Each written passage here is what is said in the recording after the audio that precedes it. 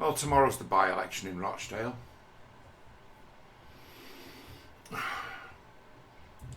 think every candidate, apart from Galloway, has fought a fraudulent campaign in Rochdale for the by-election by promising to deliver things that it's absolutely impossible for an MP to deliver.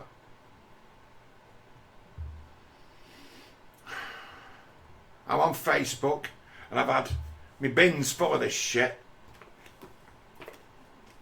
My bin is full of this shit. I just go to my bin and start pulling these out, and nah, I've emptied my ashtray in there a couple of times. I'm not messing up the place. But it's like I've been getting this crap through my door most days from all parties, and it's like these fantasists who've put up, they cracking on like they're running for presidency of the United States of America the way they're promising things.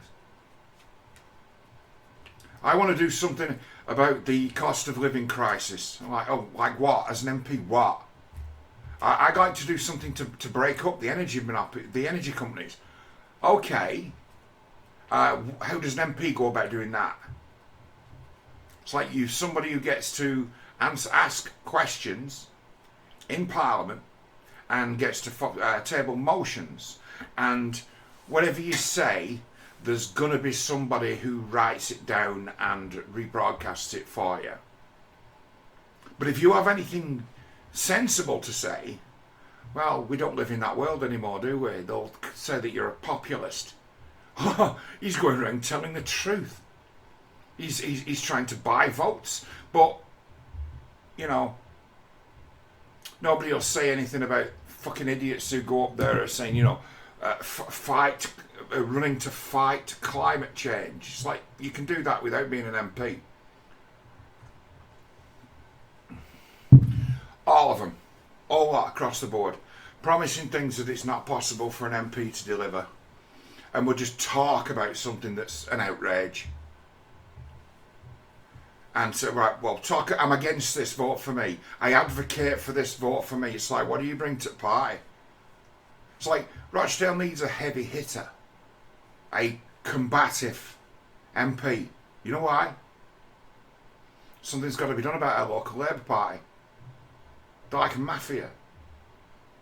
So it's 60 councillors Rochdale. We've got 60. That's far more than what we need. And we're paying for these people. And 46 of them are Labour Party. The opposition is Conservative, and they've got 9 seats. 9 seats against 46. Now it's like, you've noticed things in Rochdale. The council do things. They spend millions destroying the place. Millions destroying it. Not investing in it, destroying it. To make it green. If you complain about what they've done to Manchester Road, you know, once upon a time, you know, an ancient A road that used to connect Rochdale to Middleton to Manchester. If you look at what they've done to that, where they've narrowed it, and now most of the room's taken up by cycle lanes, and a load of businesses in Castleton have gone out of business because you can no longer park there because they removed all the parking and replaced it with cycle lanes that no one uses ever. And if you complain about this, it's like, oh, you're a climate change denier. It's like, no, I'm pro Rochdale and pro the people who live here. I like to see people do well. You know, I'm one of them. I'm like, hey, well done. Hey, well done. Good to see you doing well. I'm that. I'm not jealous of people who do better than me. I enjoy it when I hear that people I like do well. I'm like, oh, you just desserts for being a decent person. Well done. I'm like that. So I like to see people do well. I don't like to hear people say, this shop's been open for 50 years, been run by 3 generations of our family, and now we've had to shut it down because no one can park outside anymore, so nobody stops in for a loaf of bread and a newspaper anymore, so we can't operate anymore. because to visit our shop you have to park 200 yards away, and if that's the case you might as well go to Tesco, which is half a mile down the road, and you can park there. They kill things, they destroy things, they destroy business, they destroy livelihoods, and if you complain about it, well, it's you's got a problem, isn't it?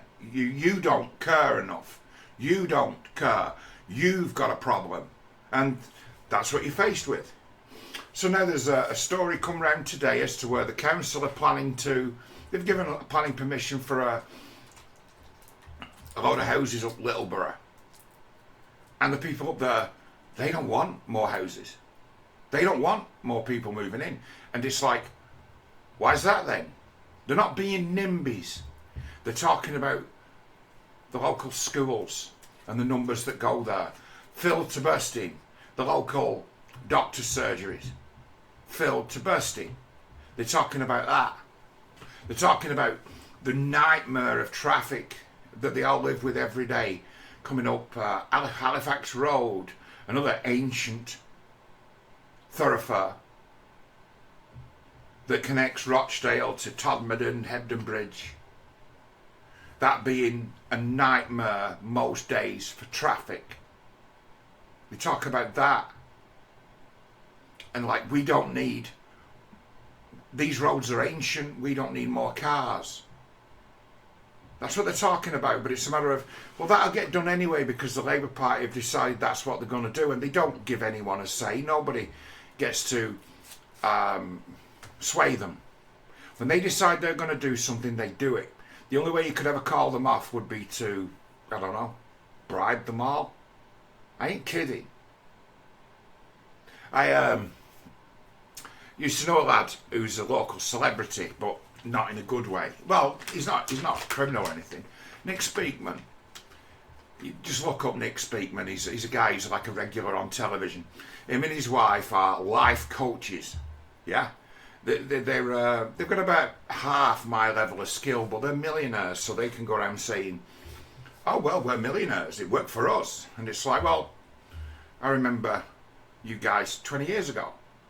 I ain't got anything bad to say about them. They always treated me well when I used to do business with them.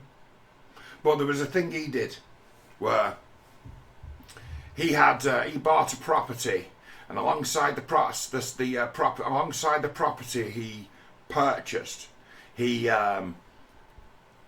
decided to annex a road, just to take it, an ancient road that went down the side of his property, and he went and paid and had signs made for it and renamed it Speakman's Lane. Named it after himself and just put signs up, and then throws it back at the council. Do something about it. Because he understands them. It's like, fuck them. What are they going to do?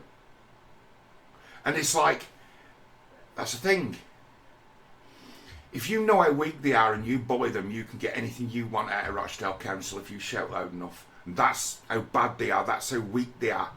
They can be influenced, they can be bullied, they can be cajoled, and they rely on the local Muslim community for the votes. But saying that, they don't benefit the local Muslim community. There's probably like 4 or 5 families or something ridiculous. A very, very small number of people benefit from this Labour Party, Islamic community, partnership and cooperative. Only a very, very small number of people benefit from this. And the deal is, they don't get in the way when the climate fanatics decide to spend millions. They just don't stop them. They just don't stand in the way. As long as they get their stuff built, as long as they get their stuff they want done, they don't care. So they have a deal. We do our thing, you do yours. We never oppose you, you never oppose us. Hand in hand. And there's a lot of people in this town. Probably 10 families benefit from that clique. And they've had enough. The Muslim community of Rochdale has had enough. They appear that now they've got a cause, Gaza, which, sorry, it's an excuse. You might feel strongly about it, but hey, what the fuck?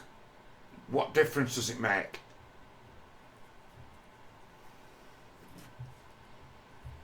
Great many people who are up in arms about the Israel-Palestinian conflict don't understand it.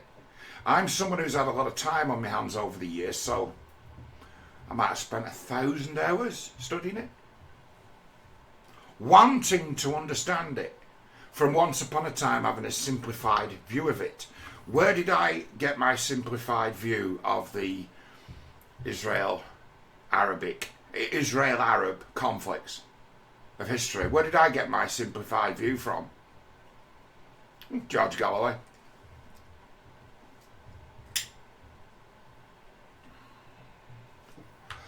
Simplified view. Now I've got a complicated view of it. I mean, there's things I could say about it where I'd try to be fair. That's my thing. That's what I think I do best, is I try to be fair. And I'm not emotional about things. I try to be fair. I take other people's feelings into account, understanding that they're there. They can't be ignored. They can't be, and in a lot of cases, you're dealing with characters who can't be reasoned with. As soon as you say the words, talk about Jews, talk about Palestinians, they're up in arms. They just instantly become a fucking psycho. They become hyper emotional. And knowing that that's out there, I know, well, they vote too. And there's nothing that can be done about that. You'll not change their minds. They've already decided. You have to live with that. It's fact. But at the minute, it's like the rebels in Rochdale who would like to see the end of this clique, this Labour Party clique. It's like Rochdale is a shithole that's badly managed, very, very badly managed, and just they don't treat people fairly. And they are a set of clowns. It's like there's no one on there who's got any real flair for history, or really anyone who isn't a member of the clique of the ideology, you know, the leftist ideology, the neoliberal. If you're not that, you're not allowed to play. So they're all the same. They all read from exactly the same hymn sheet, right across the Northwest as far as Labour Party goes. And never would they consider just for a minute that, you know, those people you've done a deal with to put you in power, well, they're choosing your candidates and they are being real clever, picking the stupidest people that they can find. Why? Because stupid people don't get in the way of plans. They don't know how. They don't know how to properly protest. They don't know how to properly object. They've no training like that. They become councillors and sometimes MPs because of a feeling in their heart. They're following a dream and completely not qualified for the job. People say to me, I hate this when people say this, because to me it's just to say, shut up. And that is, they'll say, why do you become a politician, John? Why do you run for MP? And I'll say, because I'm not qualified. And nor are you. But I know I'm not qualified. I know I'm not right for the job. I know I could do a better job than you, but I am not qualified. And it would be asinine for me to say, hey, I'm running for office. Asinine. It would be ridiculous, but it's ridiculous that all these other guys run. I don't want it. I know I'm not qualified. They don't. It was a dream. I've always wanted to be a politician since I was a little girl. Why? What did you know when you were a little girl? Did you just like the idea of having power? Power's like cocaine. It changes people, fucks them up, gets them thinking they're brilliant when they're, in a lot of cases, less than mediocre. People who would fail in the kind of business that I was once in, they'd fail and they'd go home crying and they'd never come back. When faced with competition from within and without, they'd never hack it. They couldn't deal with it. But so, you know, the business that I come from went incredibly woke. So like firm I work for, we're called PC World Business. Big firm, part of the Dixon's Group. Great big huge call centre and warehouse. Heat Bridge on the edge of halfway between Rochdale and Bury, right on the edge of both towns. Right on the motorway junction. Custom built building, cost them 50, 60 million to build. I used to work for them. In fact, I'm one of the guys who built that place. Well, you know, they renamed themselves Equinet and went out of business. What does Equinet, what does that mean? Oh, equality. What? Yeah, they went absolutely woke. Totally woke. They recruited a new set of managers and they were all incredibly woke. And those who were unwoke, they didn't fit anymore. And they ended up running all of their best talent out of the company. And their best talent all went working for the competition and destroyed them.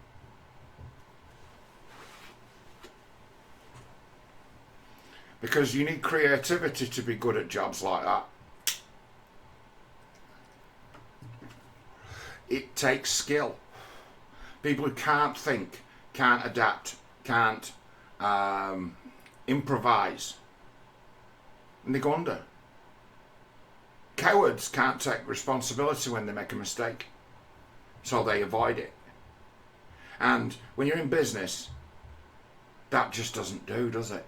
So they're out of business, they just went under, completely gone, disappeared off the face of the earth. Because they went woke and pushed all the talent out of the door. So then all you've got left is the mediocre. And the mediocre are all woke. The mediocre would be talking to the customer in a world where the customer is generally always right in business because you want his money, and without his money, you're not in business. They'd be complaining about the customers saying mean things to them.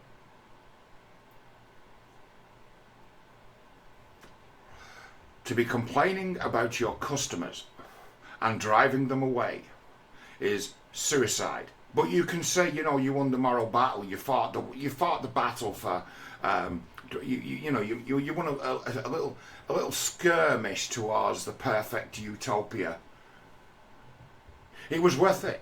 It was worth it to lose that customer with our poor service because he called me a stupid bitch when nothing turned up on time.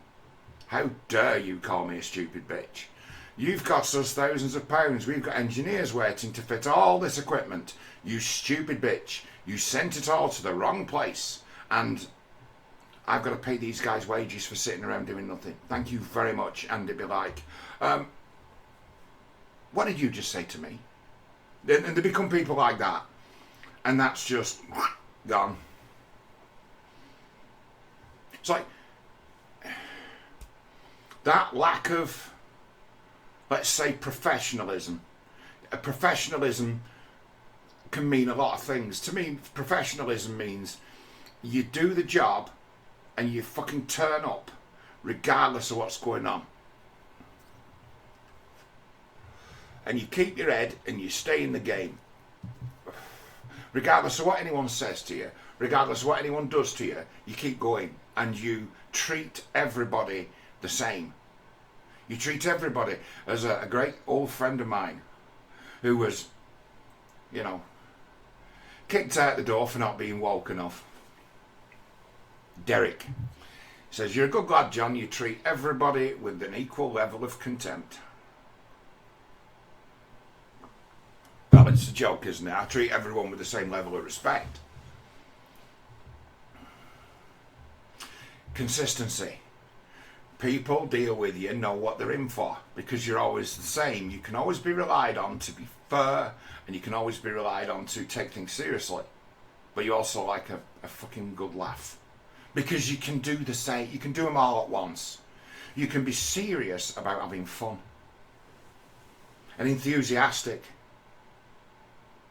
And it's like, that kind of talent is not present in politics, not round here. It gets snuffed out. told you the tale. My next door neighbour. You can look up my next door neighbour. I'll tell you who he is. My next door neighbour is a chap called Greg Cousins.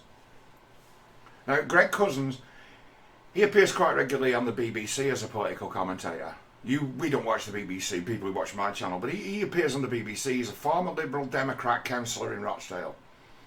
And I like Greg. He's been my next door neighbour for 15 years. And he lives literally next door.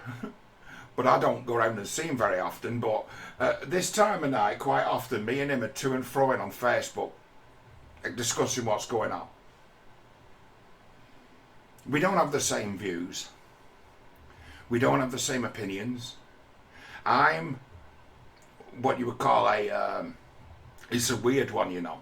In my political sort of standings, I'm very similar. I'm actually very similar to George Galloway.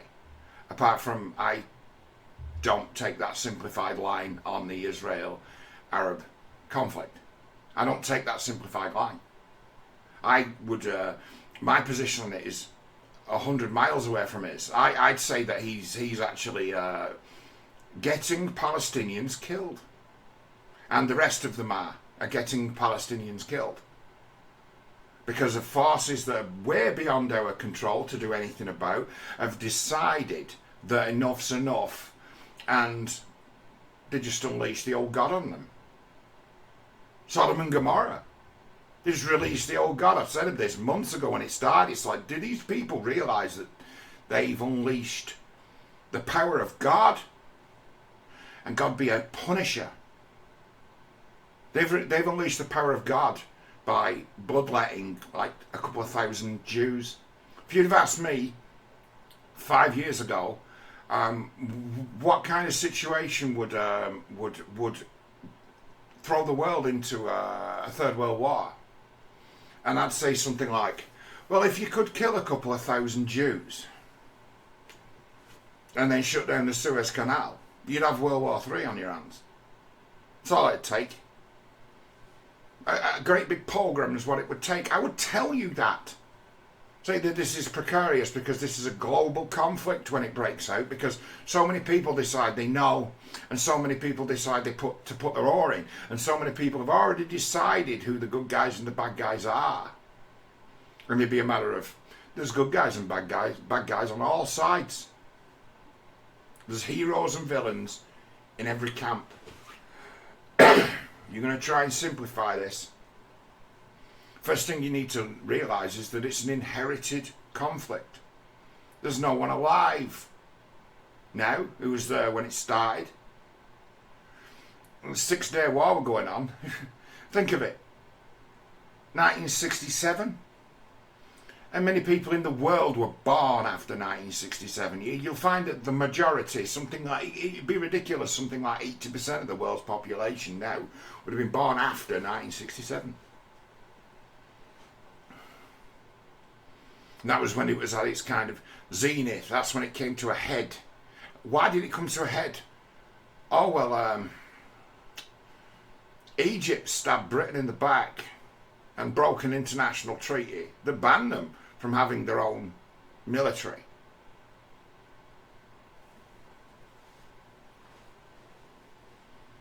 And the Russians obliged.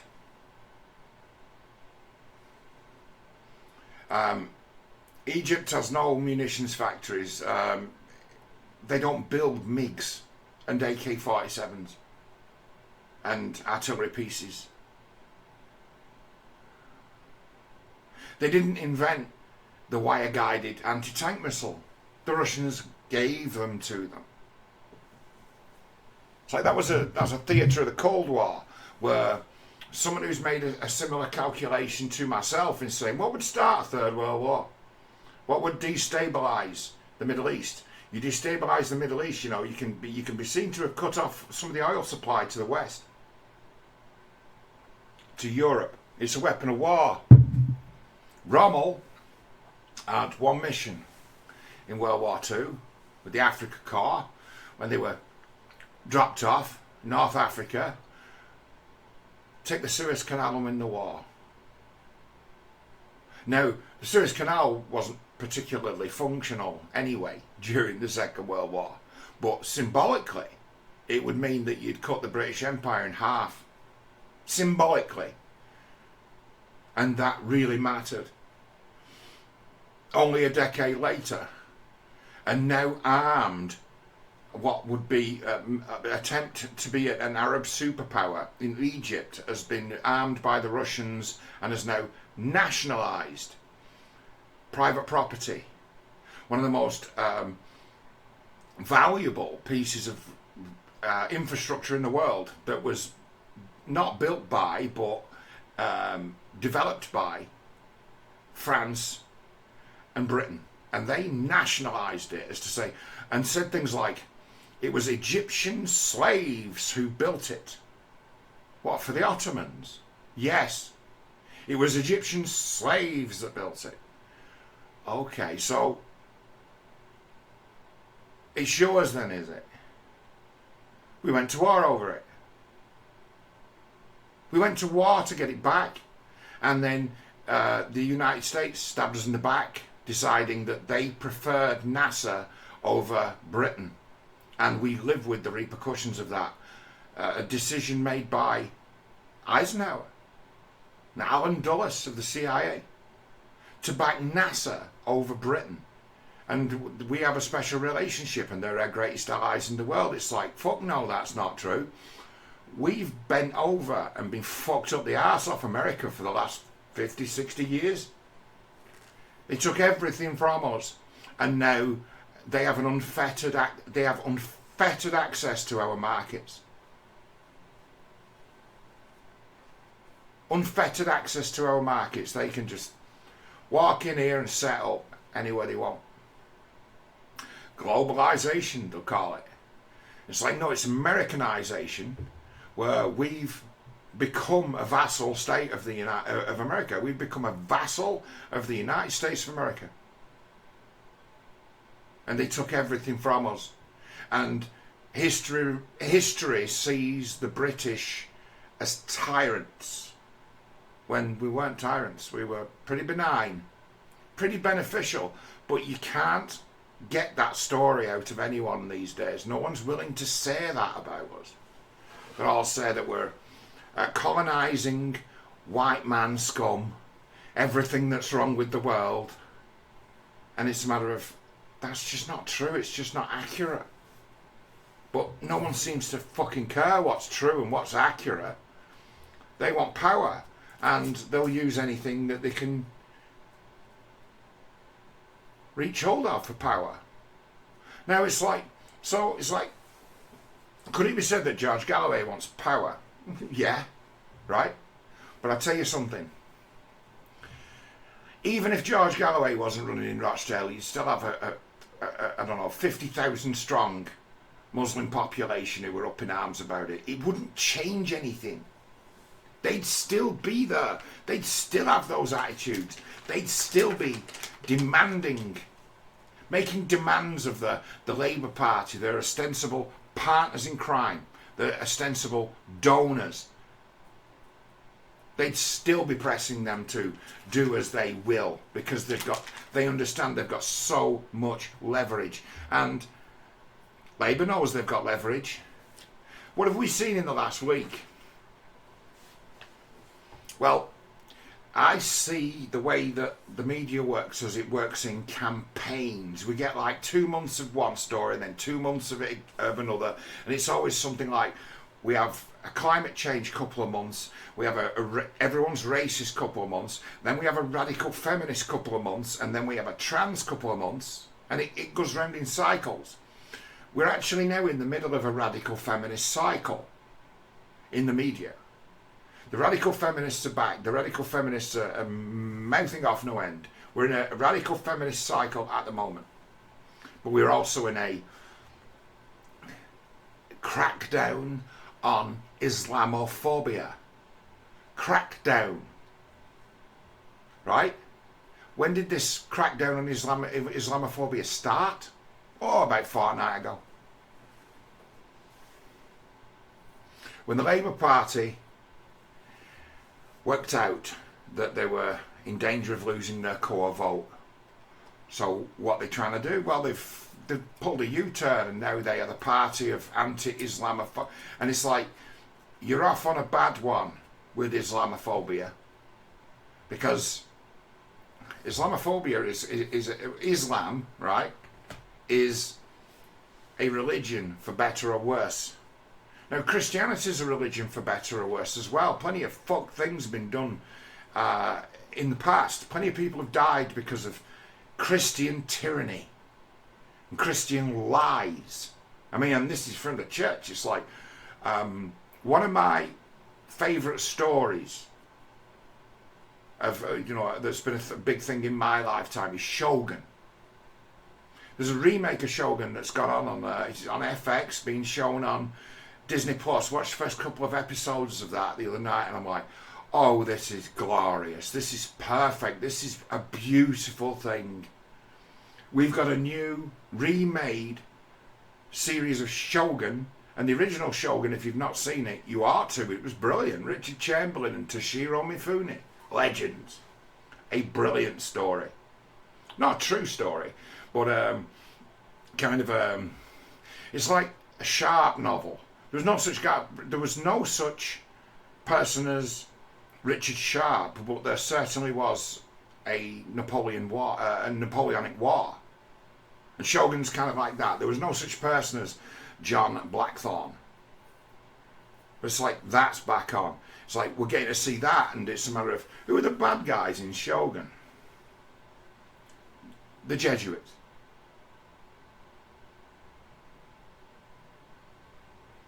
That the Portuguese had lied to the Japanese about the state of affairs in Europe. Declared that they were the only true power, and they didn't even know the names of other races, of other nations, until the Dutch turned up and made friends with the Japanese. They've been lied to for hundreds of years, been converted to a kind of Christianity that we wouldn't recognise. All done in the name of Jesus Christ. And it's like, these guys were proto-communist colonisers who used religion as a weapon for mass conversion, colonisation. It's like, that's not really what Jesus had in mind, is it? It's not really what St. Paul had in mind.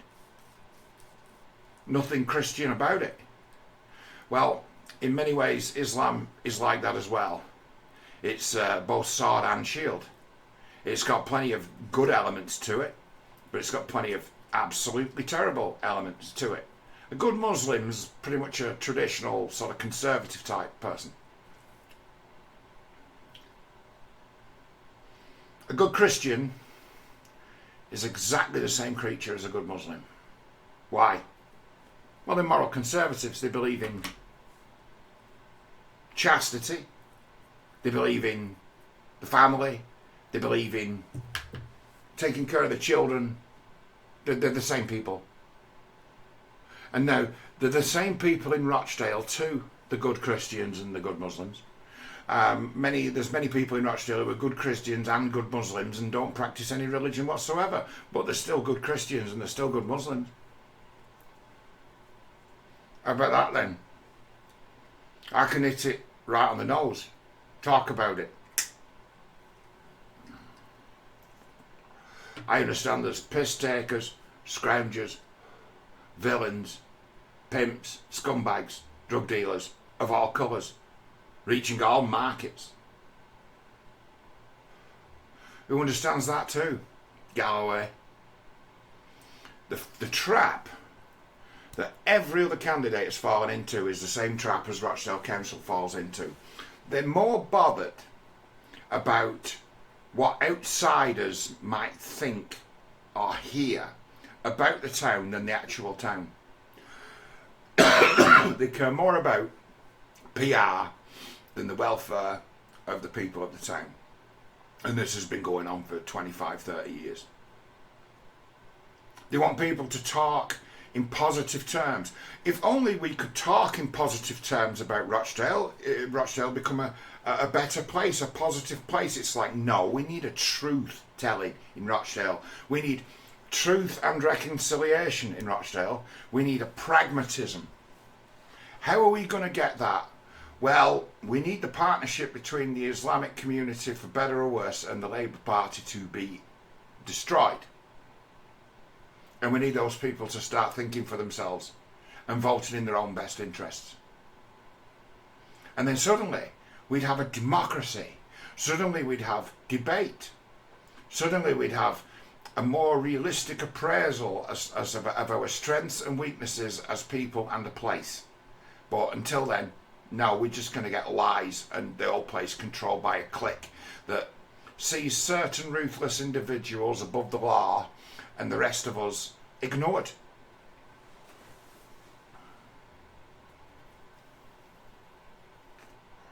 So tomorrow, even though if I was George Galloway, I'd have been appealing to, on the behalf of the Palestinian people, in their best interest, I'd have been, from day one, calling for Hamas's unconditional surrender for the crimes of October the 7th. And that's my final word. My opinion, those who haven't demanded, because no one's demanded it, nobody who means anything has demanded a surrender from Hamas, have they? Nobody. Nobody at all. Just me, handful of others. I think I might have been the first person to say it. Nobody had, I've not read it anywhere or heard it from anywhere that the people who care about the Palestinians the most should be demanding Hamas's unconditional surrender. Maybe I care more about Palestinians than these people who are up in arms when I call for Hamas's unconditional surrender. But you know, if you wanted Hamas's unconditional surrender, you'd have to go to Qatar to take the surrender. You'd have to go to Qatar. So it's like those making decisions and giving orders and mouthing off, they're about 500 miles away, aren't they? Long away, long, miles and miles away from hunger, death. No one here. And it's like those who are, in essence, their supporters, they don't seem to care about that. They're blinded by hate. What if those Palestinians on the ground have fucking truly had enough and would settle for, hey, let's just end this war and go home and have food on the table and get to rebuilding this place better, because you know what? We're going to anyway. Why don't we do it now?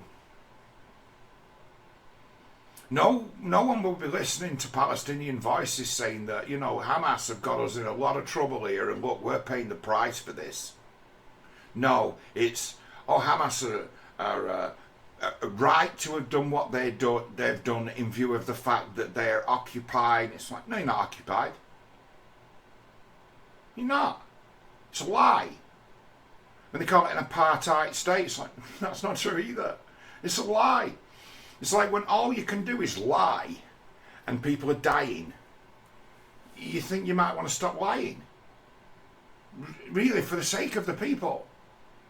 But no, you can't get that message. You can't get that message across. But saying that, if Galloway wasn't running, somebody worse would be. I guarantee it. Somebody worse would be. The Truth and Reconciliation candidate for Rochdale, the man who can unite all these mixed communities, because we've got our own problems in this town.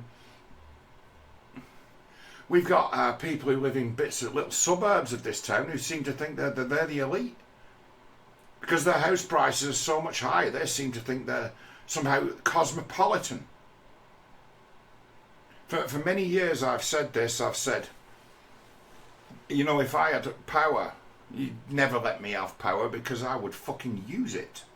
I wouldn't just sit there and big up myself, I'd use it. You know what I'd do?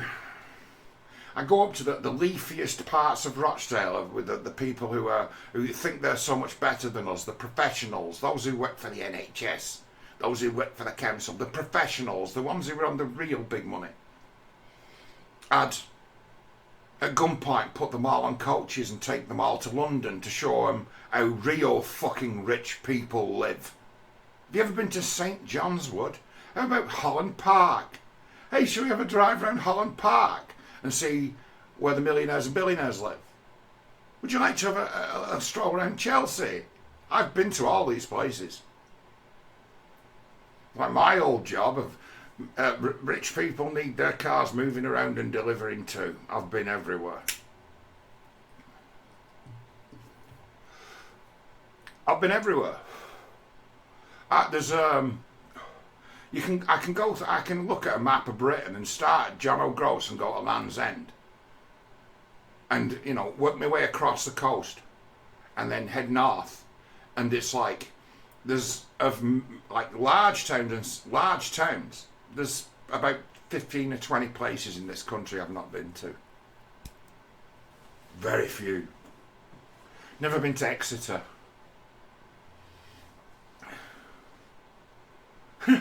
Never been Exeter. Exeter's probably the biggest town I've never visited. I've had a right good look round as to who is doing well and who is doing badly. And it's a matter of, you ever been to Grimsby? Ever been to Scunthorpe? Ever been to Hull? Ever been to Newcastle upon Tyne? Ever been to Sunderland? Ever been to Birmingham? And it's a matter of, most people in these places, most people are living from hand to mouth, paycheck to paycheck. But there are loads who pretend they're not. They pretend that they're not. They're all over social media cracking on, they're living the life of Riley, making those with little depressed and demoralised as they do it. As they say, or as Mr. Lindsay's coined almost, but it's not his observation, it's actually from Hermetics, isn't it? That the reaction is the real action. If the intention is to demoralise, all you have to do is make people feel bad about themselves, and that's all you set out to do. So if you said that you were a government saying you were plotting to do something, and you didn't do it, but you just said you would. You were floating the idea. You were saying, people say, oh, they try an idea out. They send the flag up as to see who salutes. No, they don't. They're setting out to deliberately fuck up your day in the here and now by demoralising you and letting it be known to you who's in charge, and making it clear to you that you are absolutely powerless to stop anyone. So don't even try. That's what they do. Rochdale is a demoralised place. And the only way out of it is actually to elect George Galloway as our MP. Why? Because he'll upset a load of people and kick a load of people's arse, and he'll drag them out. And there's one thing that the local political establishment can't handle here is a fair fight. They'll spend their entire lives trying to avoid a fair fight, and George Galloway will give them one that they cannot hope to win. He's the only option we've got. You're going to return Simon Dankzup. Simon Dankzup will be lucky to get 150 votes tomorrow. 150. Simon Dankzup will be beaten by David Tully, my old school friend, who's campaigning on, I'd like to do something about the cost of living crisis. Like what? Dave, if you want to help the poor, just give all your money away. Give your business away. Give it all away. That's the most you could ever do to help the poor, help people with the cost of living crisis. But you wouldn't be willing to do that. And as an MP, you wouldn't have diddly squat power to bring any of it into effect. So it's like you're making false promises. You've taken the place of the Labour Party in this election because they're not campaigning. And no one's listening to me when I put that forward, and it's a matter of Dave appears to be avoiding me. Why? Because I'm formidable. I'll destroy him. I know what I'm on about.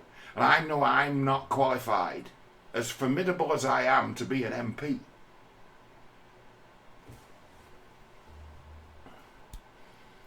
Ten times better than him. Vote George Galloway. We need a bruiser. We need a fighter. And surprisingly, it's not just all about Gaza. That's what he's putting out towards one side of the population. There's a long list of things he knows about, because believe it or not, he's had his finger on the pulse of what goes on in Rochdale for many years. He's got a fundraising organisation based here already that used to send aid convoys to Palestine during previous episodes of the conflict. This is his heartland. If you'd have asked me 2 years ago who's the most influential politician in Rochdale, I'd have said George Galloway, and everyone would have laughed, and I'm like, no, I'm telling you the truth. I know what I'm talking about. I've done my research. I've been away and I've found out. Vote for George, because that politicised activist Islamic vote in Rochdale, it's not going away. It's never going away. You might find, if things go their way and if this conflict ends and it's favourable in their imaginations to them, they'll become as meek as lambs once again and jump straight into bed with the Labour Party.